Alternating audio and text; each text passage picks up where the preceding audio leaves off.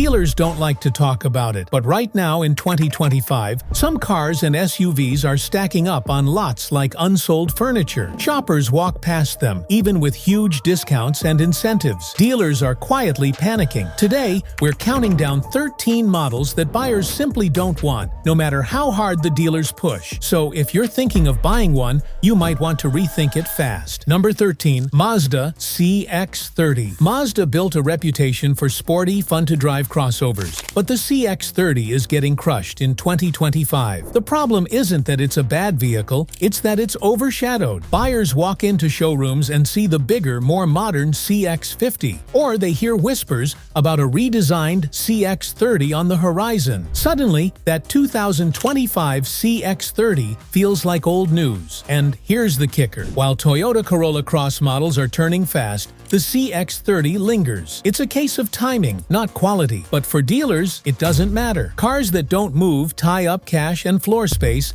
and the CX-30 is doing just that. Number 12. Mitsubishi Eclipse Cross. This one's almost painful. The Eclipse name once meant speed and excitement. Now, it's plastered on a small crossover that nobody's lining up for. The Eclipse Cross suffers from an identity crisis. It's not as cheap as a Nissan Kicks, not as polished as a Honda HR-V, and not as roomy as a Toyota RAV4. Buyers see it as a compromise, and compromises don't sell when competition is this fierce. Dealers have them lined up, collecting dust, while customers go elsewhere. Compare it to Toyota's CHR, which still has strong brand pull, and you see why the Eclipse Cross is fading fast. Mitsubishi's problem isn't just this SUV, it's the whole brand struggling for relevance. And the Eclipse Cross is the poster child of that struggle. Number 11. Chevrolet Malibu. Here's a sedan that used to be everywhere. In the 90s and early 2000s, the Malibu was Chevrolet's bread-and-butter family car. But times have changed. Today, the sedan market is shrinking fast,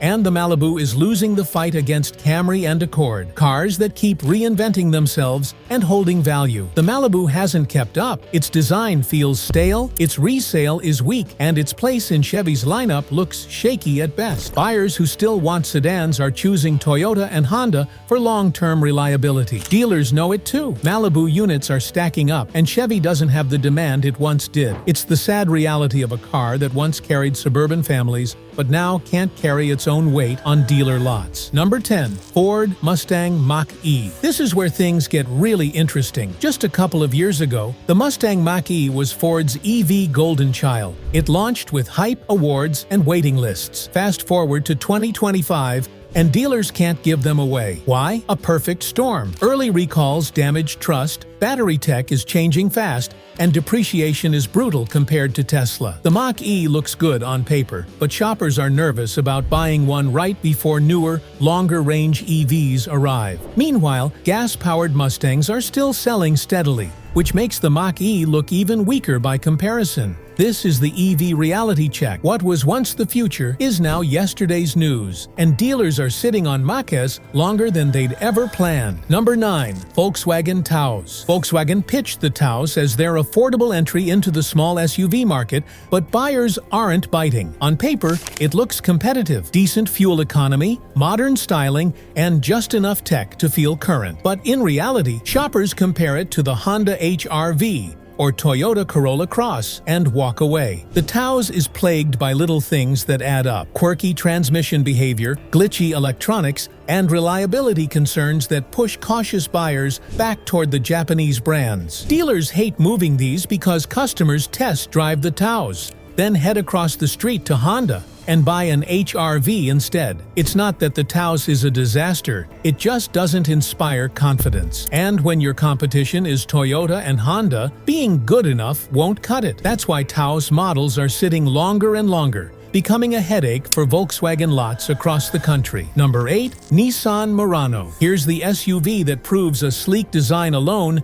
isn't enough to win buyers. The Murano has sharp styling, an upscale cabin, and a reputation as Nissan's near-luxury crossover. But under the skin, it carries the same Achilles heel that has haunted Nissan for years: the CVT transmission. Shoppers know the stories, owners complain about costly failures, and that reputation doesn't go away overnight. In 2025, Families are walking into showrooms wanting something they can trust for the long haul. And when the choice is between a Murano or a Toyota Highlander, the decision is easy. Even Nissan's own Rogue steals attention away, leaving the Murano in a strange middle ground. Dealers are stuck with stylish SUVs that look good on the lot, but fail to make it off the lot. That's the brutal truth. Number 7. Dodge Hornet. The Dodge Hornet was supposed to save Dodge's lineup by bringing in younger buyers. Instead, it's become a recall magnet. Borrowed from Alfa Romeo's Tonale platform, the Hornet has been plagued by electrical issues, software bugs, and quality complaints since launch. Add in tariffs pushing its price higher than people expected, and suddenly this affordable sporty crossover isn't so affordable anymore. Shoppers see the Hornet next to a Toyota RAV4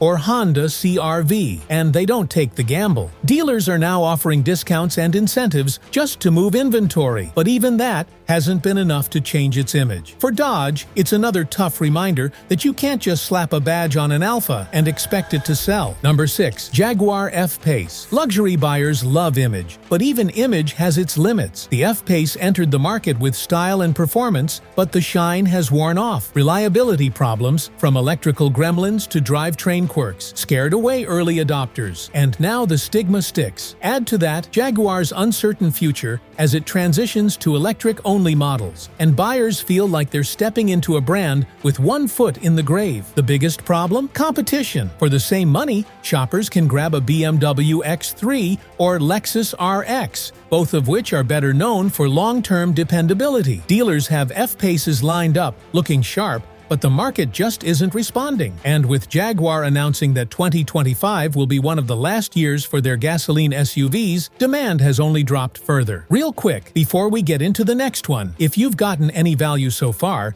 do me a solid and smash that like button. It will help more people avoid these bad SUVs. Number 5. Volvo XC40. Volvo carved out a niche by selling safety and Scandinavian design, but the XC40 hasn't lived up to the pitch. On paper, it's stylish, efficient, and well-equipped. In reality, owners have dealt with recall after recall, from electrical issues to engine problems that shouldn't be happening in a brand-new luxury SUV. For a company that built its reputation on trust, that's a disaster. Shoppers walk into showrooms expecting bulletproof reliability, and when they hear about powertrain glitches or infotainment failures, they back away. Add in pricing that creeps uncomfortably close to a Lexus NX or BMW X1, and suddenly the XC40 doesn't look like a value anymore. Dealers across the US are watching these small luxury SUVs sit, while mainstream buyers happily drive away in Toyotas and Hondas instead. Number 4. Audi Q5. The Q5 should be an easy sell. It's Audi's bread-and-butter SUV with sleek looks, luxury features, and plenty of brand recognition. But here's the problem. Audi is selling both the old generation and the new one at the same time, and that's confusing the market. Buyers don't want to spend $50,000 on something that feels like yesterday's model, and they don't want to overpay for a new one that still has unproven features. To make matters worse, Audi's resale values haven't kept pace with Lexus or Acura, so dealers can't use long-term value as a selling point. The result? Q5s are stuck on lots while competitors move. For dealers, that means big inventory costs on a model that should be their cash cow. Number 3. Land Rover Discovery. Here's the SUV that symbolizes look rich, break down often. The Discovery offers luxury styling, off-road credentials, and a name that goes back decades. But it also carries one of the worst reliability reputations in the entire market. Electrical problems, suspension failures,